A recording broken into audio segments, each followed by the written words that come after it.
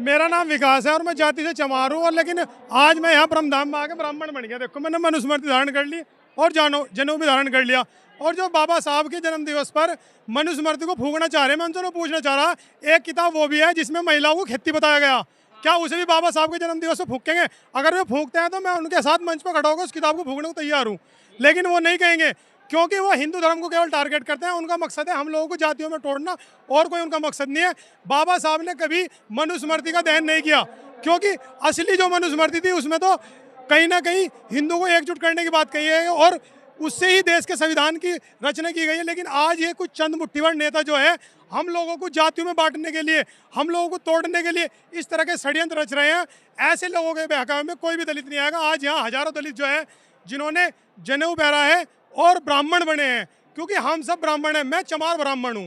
अच्छा, हाँ, एक तरफ आप कह रहे हैं कि आप चमार हैं, चमार से ब्राह्मण बन गए, आपके हाथ में मनुस्मृति है, लेकिन गोल्डन दास हुआ, चंद्रशेखर रावण हुआ, ये कहते हैं कि मनुस्मृति में तो चमारों को कोई सम्मान ही नहीं है। नहीं, इसमें तो ऐसा मनुस्मृति तो जाति का कोई उल्लेख ही नहीं है। इसमें केवल वर्ण व्यवस्था है, और वर्ण व्यवस्था तो पूरे देश में है।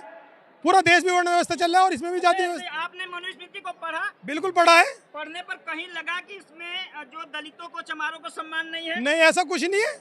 मनुस्मृति पढ़ के तो एक चमार जो है, एक दलित जो है वो ब्राह्मण बन सकता है। पढ़ने के बाद भी आपने जनेऊ धारण कर लिया? बिल्कुल, पढ़ने के बाद ही धारण किया है। ये लोग बाबा साहब के जन्मदिन पर इस मनुस्मृति को क्यों जलाना? ये मक्कार लोग हैं, इन पे हम इन्हें जूते मारेंगे, इनके लात मारेंगे। अगर ये हमारे घर वोट मांगना है, इनका बहिष्कार करेंगे।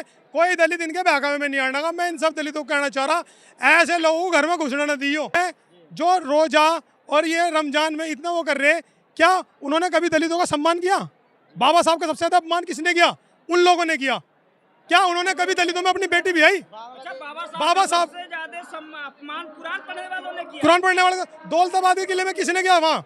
और सबसे ज्यादा आप देखो, बाबा साहब के तो खुद जो शादी हुई है वो एक ब्राह्मण परिवार में हुई है। उन्होंने अपनी बहनों की शादी ब्राह्मण परिवार में की है। फिर ये नेता क्यों दलितों से मनुस्मृति जलवा रहे हैं? अरे ये नेता तो अपनी कुर्सी के चक्कर में ना, दलितों से कोई मतलब थोड़ा ना है। जहाँ कहीं किसी दलित व्यक्ति के साथ कोई मुसलमान अत्याचार करते हैं वहाँ ये सब चुप हो जा, क्यों नहीं बोलते वहाँ ये?